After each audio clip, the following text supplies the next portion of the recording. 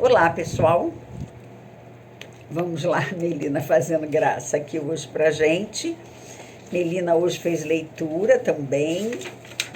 Melina tá se saindo, uma menina e tanto na leitura, né?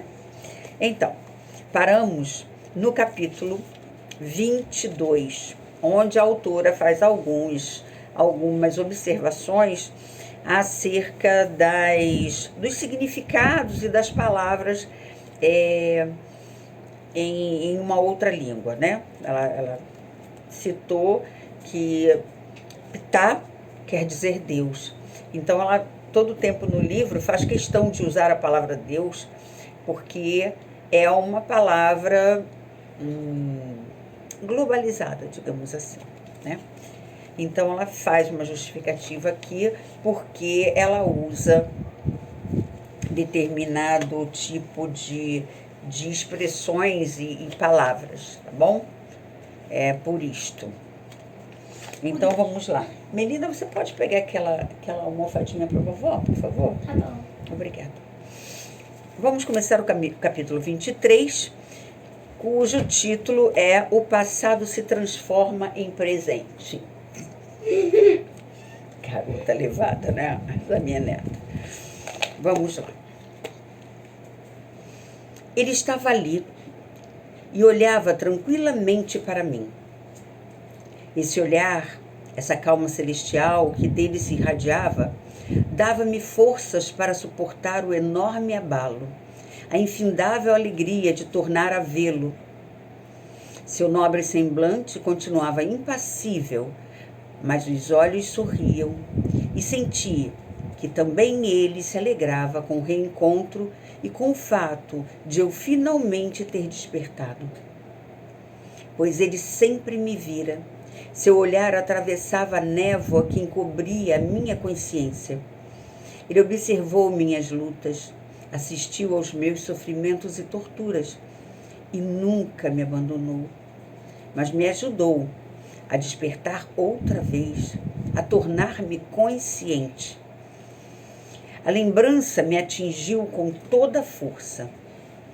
E os quadros nebulosos do inconsciente que eu não conseguia trazer à consciência tornavam-se agora subitamente claros e óbvios.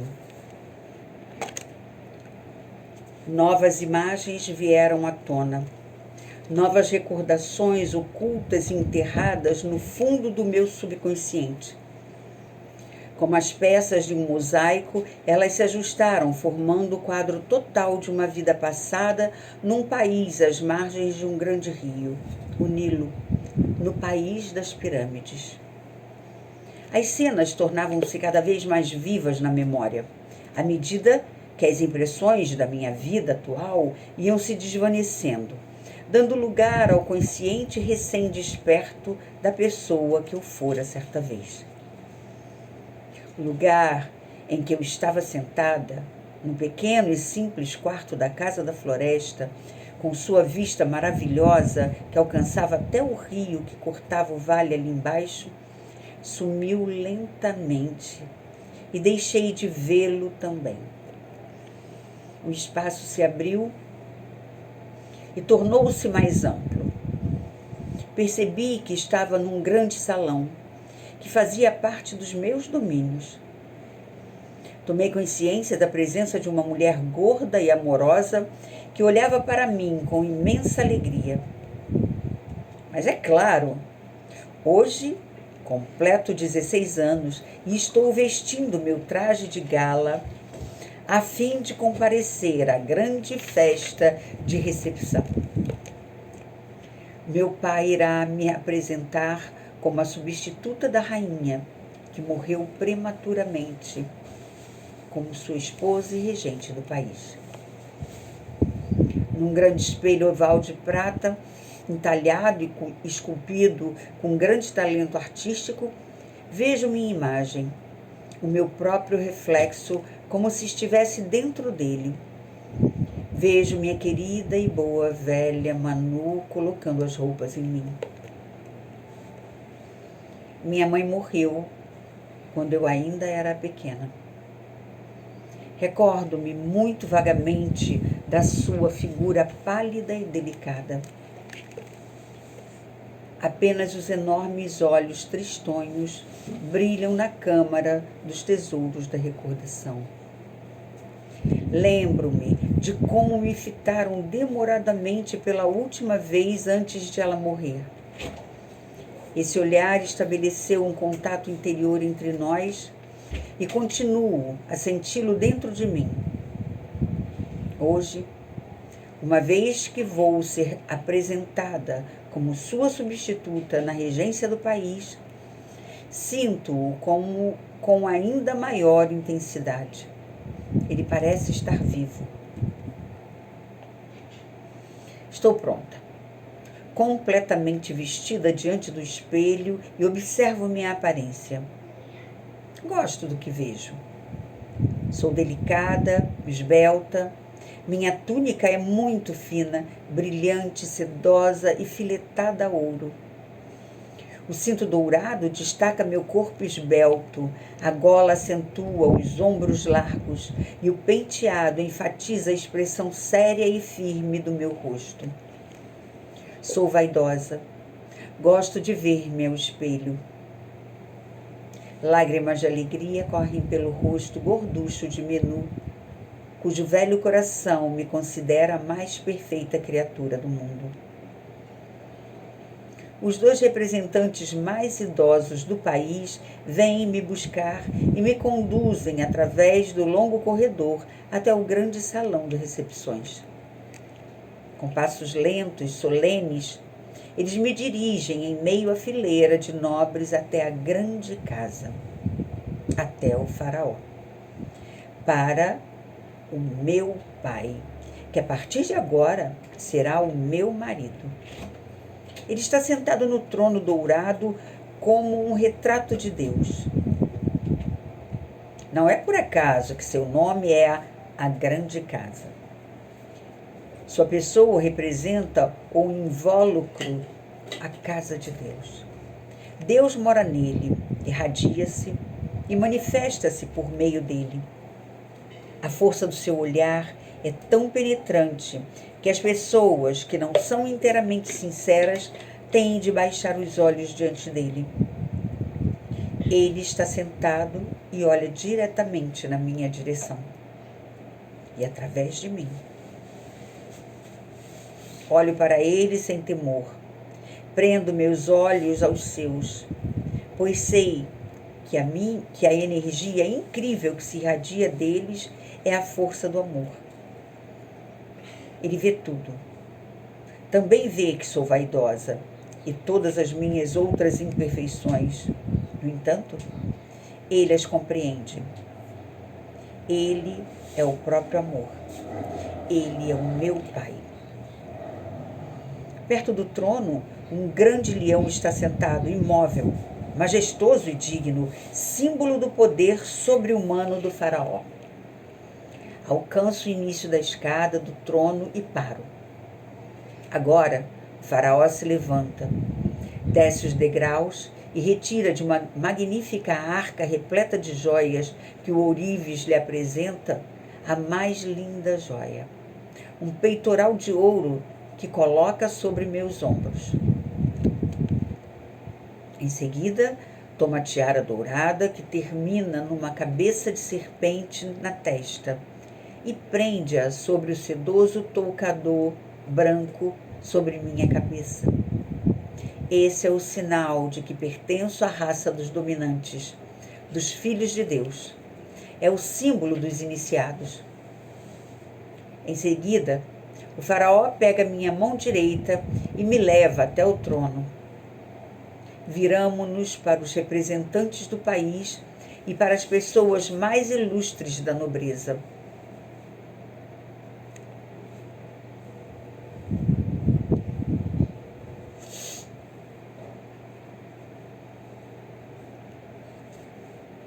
E ele me apresenta como a substituta da rainha, como uma mulher. Sentamo-nos eu à sua esquerda, um pouco à frente dele. Então, As pessoas mais idosas, seguidas pelos nobres restantes acompanhados de suas mulheres, passam lentamente diante de nós, inclinando-se com os braços estendidos. Primeiro fazem a reverência para o faraó, depois para mim. Ficamos sentados, imóveis. Só os nossos olhos estabelecem contato com cada um que nos reverencia. Penso no fato de estar revelando o espírito da minha mãe e estou consciente da minha responsabilidade e do meu dever. Os nobres continuam a passar, um depois do outro, e em seus olhares vejo-lhes a alma.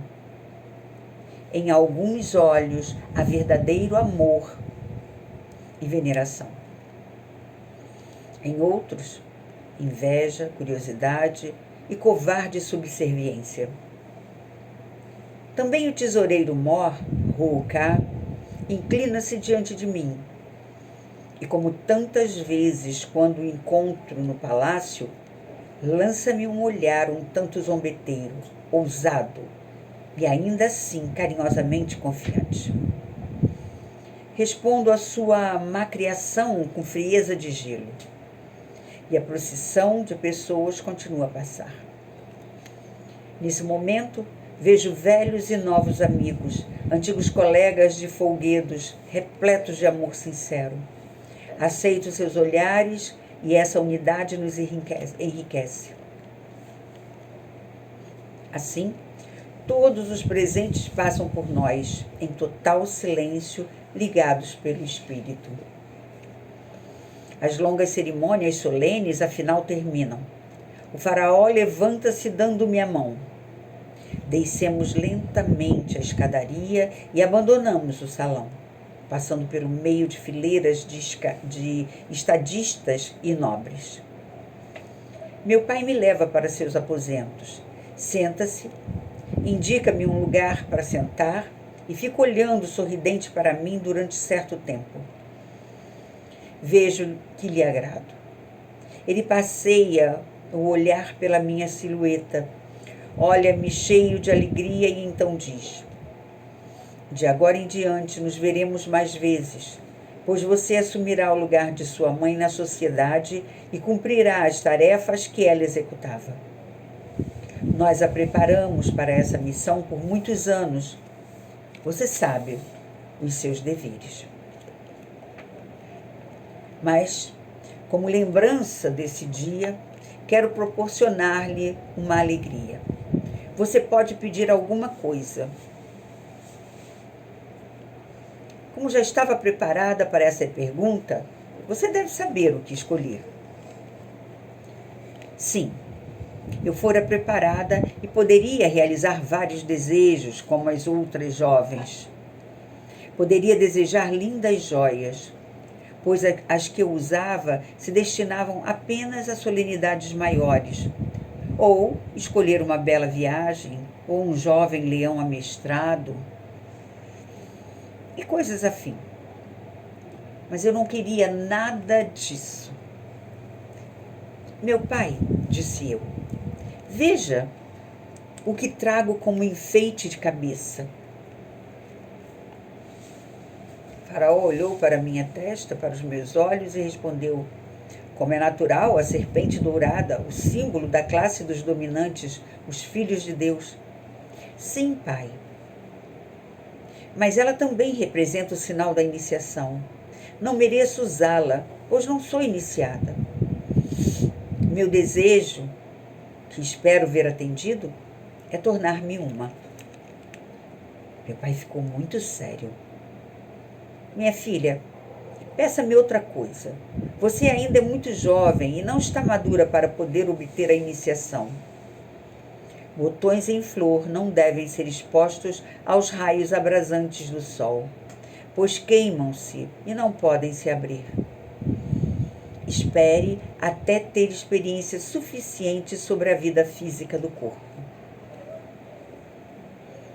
Uma iniciação, neste momento, tornaria suas provas posteriores muito, mas muito mais difíceis.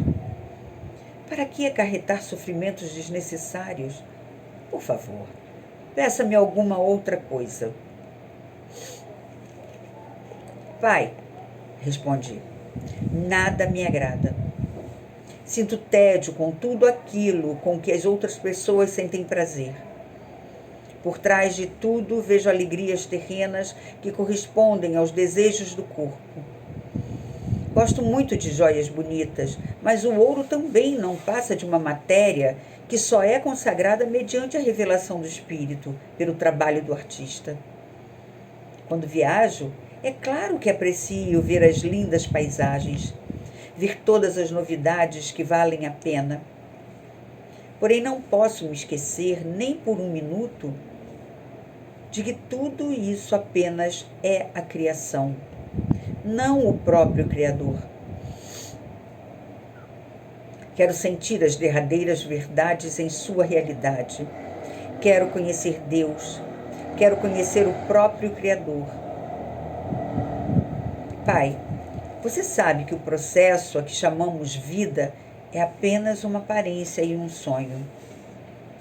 Aqui, tudo escapa de nossas mãos. Não há alegria definitiva. Tudo é transitoriedade entre o passado e o futuro. Mas eu quero viver o presente, que nunca se torna passado e que nunca foi futuro. Eu também desejo encontrar aquele lugar ou estado que nunca existiu até que eu ali chegasse, mas que se transforma outra vez nele, assim que eu prossigo no caminho. Quero viver outra vez o presente eterno no espaço e no tempo. Pai, quero a mais elevada realidade. Quero a iniciação. Papai ouviu-me com toda atenção e a cada uma de minhas palavras ficava mais triste. Em seguida ele disse: você acordou espiritualmente mais cedo do que devia. Nada posso fazer a não ser consentir que você vá até o líder de nossa raça. Desculpa. Que você vá até o líder de nossa raça, o sumo sacerdote do templo, meu irmão Ptahhotep. Falarei com ele, entregá-la-ei aos seus cuidados e ele cuidará de você. Que Deus ilumine os seus próximos passos com sua luz eterna. Vou pegar um lápis rapidinho aqui. Desculpa. Colocando a mão sobre a minha cabeça, ele me abençoou. Desejei lançar-me em seus braços e agradecer o seu consentimento, mas o pesado peitoral de ouro impedia meus movimentos, tolhendo-me a liberdade. Papai lia todos os pensamentos dos homens. Assim, ao perceber que por essa explosão temperamental eu desejava manifestar minha alegria, ele disse sorrindo: por um lado, você ainda é uma criança. Por outro, é uma mulher crescida e madura. Terá de aprender a controlar-se se quiser ser iniciada. Já possuo autocontrole, papai, quando quero, respondi sorrindo. Sim, acredito em você, mas acaso sempre quer? Indagou também com um sorriso. Pai, autocontrolar-se todo o tempo traz tanto tédio, afirmei. Pois é justamente aí que reside o perigo, no fato de você achar o autocontrole tedioso. Pense bem, se apenas por um momento você deixar de impor sua vontade sobre o seu leão, o seu leão predileto, e durante esse pequeno momento ele a atacar, estará perdida. Nossa natureza inferior é exatamente como um leão. Devemos manter ambos constantemente sob controle. Assim, eles nos servirão com suas forças poderosas. Preste sempre atenção. Nós nos despedimos. Ele me levou até a porta e me entregou aos 2 anciãos que estavam esperando por mim no vestíbulo. Ah, como essas cerimônias me irritavam! Para que tornar a andar solene e lentamente no meio de 2 velhos senhores até os meus aposentos, como se eu também fosse velha? Eu preferia correr pelo longo corredor e pular para dentro do meu quarto, onde a querida Menu estava à minha espera, ansiosa pelas novidades. Contudo, tenho de andar digna e majestosamente para que o belo peitoral dourado não escorregue dos meus ombros. Por fim, chegamos à porta do meu quarto, onde me despeço com dignidade e solenidade dos 2 anciãos. Entro e fico parada, a fim de que Menu possa admirar minhas majestosas joias. Ela está fora de si com a minha beleza e meus movimentos controlados, e torna a chorar.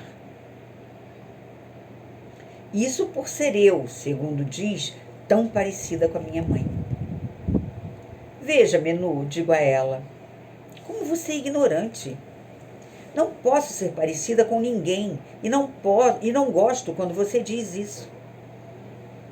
Meu nariz ou minha boca podem ser parecidos com os da minha mãe, mas e eu? Acaso você vê o meu eu? Você apenas vê o meu corpo, o templo do meu espírito, mas não pode ver o meu eu. Como então o meu eu pode ser semelhante a algum outro? Ah, respondeu Menu, se não se pode ver você, como é tão linda? Diga-me. Se não posso vê-la, então o que está aqui diante de mim e que eu acho tão bonito não é você, mas apenas o templo do seu eu? Portanto, você nem é bonita. Então é melhor não ficar parada aí, tão orgulhosa e majestosa. Ambas rimos alto. Com sua inteligência simples, Menu sabe me responder de modo tão sábio que sinto vergonha. Sim, ela descobriu o meu lado fraco, a minha vaidade. Então, com infinita ternura, ela retirou o peitoral dourado e o enfeite de cabeça e colocou-os no estojo de joias. O tesoureiro Ruká estava do lado de fora à espera, com os 2 carregadores de joias. As joias seriam guardadas na sala do tesouro até a próxima solenidade. Ele entrou em minha sala de visitas e me fez uma reverência. Essa criatura me aborrecia, pois eu via que ele não se inclinava diante de mim por respeito, mas porque tinha de fazê-lo. Ele me olhava petulante e confiantemente, mas procurei me comportar como uma digna rainha, da forma que me foi possível. Enfim, fiquei a sós com Menu. Ela se tornara a minha ama desde que fiquei órfã de mãe. Foi e ainda é a minha mucama e empregada, e tenho mais intimidade com ela do que com as damas da corte que ficaram encarregadas da minha educação.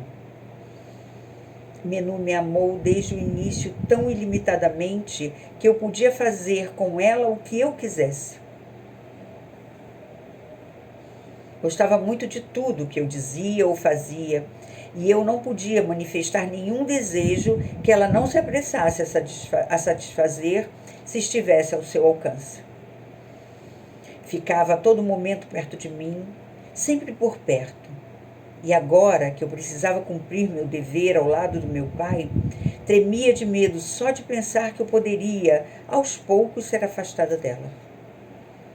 No entanto, eu a amo com ilimitada confiança, porque sei, pois leio nos olhos das pessoas, que não existe ninguém que me ame tanto, tão desprendida e altruisticamente como Menu.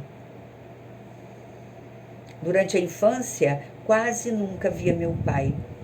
Ele era e continua sendo o grande senhor do país, pois veio a esta terra com a missão de dirigir os homens em sua vida terrena e de reinar sobre eles. Dedicou a vida a essa missão, a tarefa de mostrar aos humanos como se deve reger um país, de modo que todos os habitantes vivam felizes e se desenvolvam. Ele andava tão ocupado com seu trabalho que lhe restava pouco tempo para dedicar a mim. Todos os dias ele ia por alguns momentos ao jardim onde eu brincava com os filhos das famílias nobres. Ia visitar-me ou mandava que me levassem até seus aposentos. Os encontros, quando eu era pequenina, aconteciam dessa maneira. Ele me levantava nos braços, ou então agachava-se um pouco perto de mim. Olhando-me em seguida com infindável amor, abençoava-me e ia embora outra vez. Falava comigo sempre como se passado mais ou menos, falava comigo sempre como se eu fosse adulta. Em nossa estirpe de filhos de Deus, tanto faz se passamos mais ou menos tempo na terra, se o espírito ainda habita num corpo não desenvolvido, como criança, ou se já mora num corpo maduro, como adulto. Somente os filhos de mortais que se identificam estreitamente com seu corpo por estarem de tal forma ligados a ele, a ponto de se esquecerem do espírito intemporal e inespacial, é que se importam com isso. Os filhos dos homens acreditam que alguém de fato pode ser grande ou pequeno, já os que pertencem à nossa estirpe, os filhos de Deus, mantêm a consciência espiritual quando encarnam num corpo. Nunca se esquecem de que apenas o corpo pode ser uma criança ou um adulto. O espírito é que permanece sempre o mesmo. Ele não é nem grande nem pequeno, nem jovem nem velho, pois o espírito não pertence ao mundo do tempo e do espaço. Portanto, a ligação com meu pai nunca foi perturbada pelo fato de termos idades diferentes, nem pelo fato de nos vermos raramente. Quando estava um pouco mais crescida, meu pai às vezes me levava junto em seus passeios. Quando eu me cansava, ele me carregava nos braços poderosos e continuava a falar sobre os mistérios da natureza que me interessavam demais. Certa vez eu disse a ele: pai, algum dia também quero saber tudo isso, como você.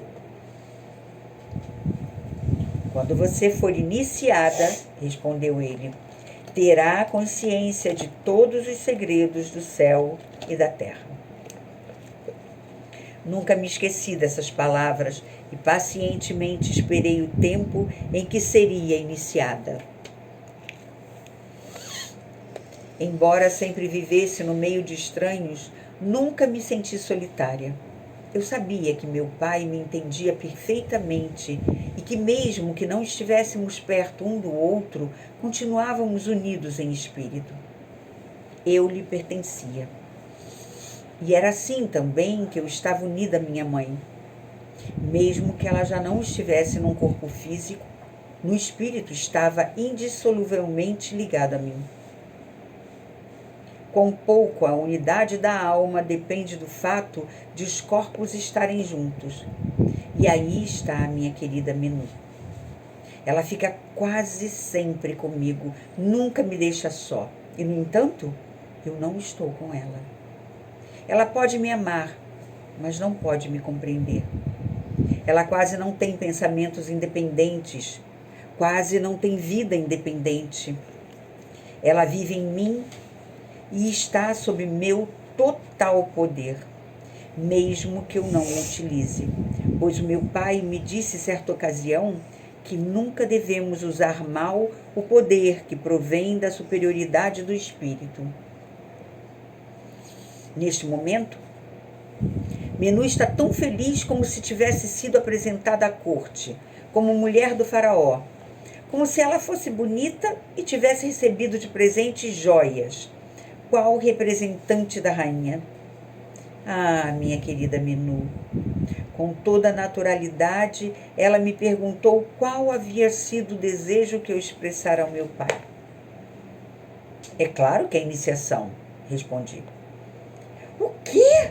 Gritou Menu, toda perturbada. A iniciação? Você não pretende ir morar no templo em meio aos neófitos e abandonar a corte, pretende? Por que não pediu lindas joias? Uma escultura sua, feita pelos artistas em Hotep, ou qualquer outra coisa. Apenas não pedisse a iniciação. Por que ficou tão assustada? Quero a iniciação. Caso contrário, não quero nada. Procure entender. Seja como for, as joias já me pertencem. E como algo que não está em mim, algo que não sou, mas que fica do lado de fora do meu corpo, de tal forma que nem vejo, pode tornar-me feliz. Como? Agora, até possuo as joias com que vão enfeitar meu corpo quando me deitarem no túmulo por ocasião da minha morte, a fim de me identificar como pertencente à raça dos filhos de Deus. E, no entanto, não me sinto nem um pouco mais feliz que antes. Pela mesma razão, vão tornar o meu corpo eterno. Para que desejar tais coisas? Para mim, tanto faz os que os mortais dirão depois de alguns séculos sobre a plástica da minha forma. Só pode me tornar feliz o que está em mim, o que é idêntico a mim, não o que depende do interior. Pode tratar-se de uma experiência interior mediante a qual, apesar do envoltório carnal, eu me torne conscientemente das verdades definidas. Eu quero ser iniciada. Menu continuou a queixar-se, desesperada. Acaso desejaria eu a morte? Eu sei, disse ela, que não dá para falar com você. Quando resolve algo, isso tem que acontecer. Mas sinto que a iniciação trará um grande perigo. Por favor, não a deseje, não a deseje. O que o faraó achou da sua ideia? Ele permitiu que eu procurasse o seu irmão Ptahhotep. E agora, pare de chorar. Não estrague o meu dia.